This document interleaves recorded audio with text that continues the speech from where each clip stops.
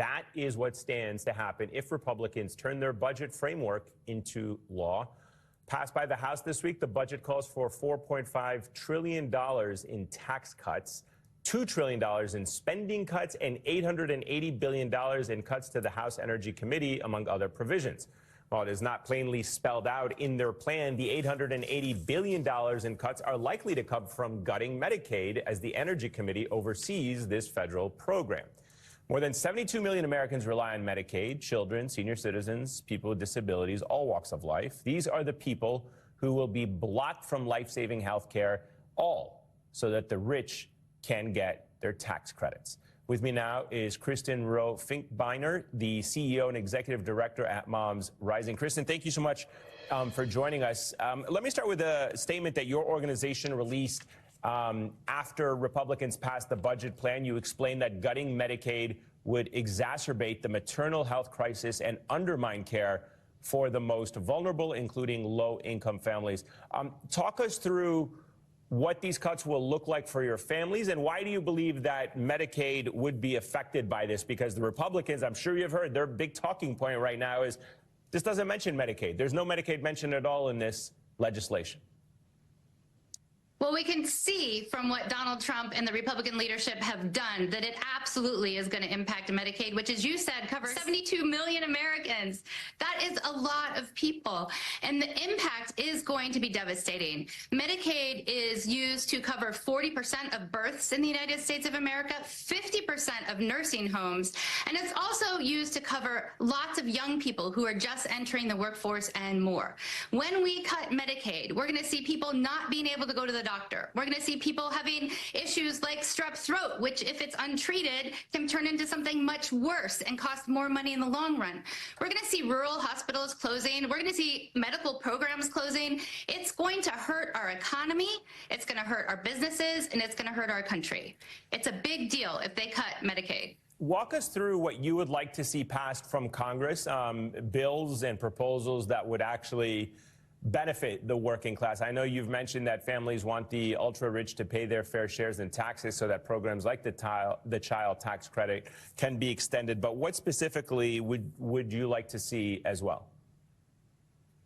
I love this question. We'd like to see a reversal of what's happening right now. Right now, we have Republicans saying that they're going to give $4.5 trillion, again, give $4.5 trillion to people who are already wealthy.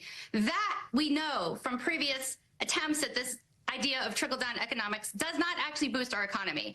What boosts our economy are programs that allow people to go to work, that allow parents to thrive and kids to thrive, and allow people to contribute to their community. Those types of programs include things like access to affordable childcare, access to nutritious programs, access to healthcare programs. All of these programs show over time that the amount the taxpayers put in is returned multiple times more later due to savings. Why is that happening? Because our economy right now, 2/3 is run on consumer spending. And when people don't have money to spend, when we all don't have money to buy those groceries, to be there for our kids, to pay for child care, then we all lose out. That hurts our businesses, that hurts our economy, that hurts everything. So if we pass actually an expansion of home and community-based services, which is allowing people to age with dignity, an expansion of access to child care, an expansion of paid family medical leave when a new baby arrives or a serious health crisis strikes, an expansion of support to the K-12 programs as well as to child care overall, then we will all win.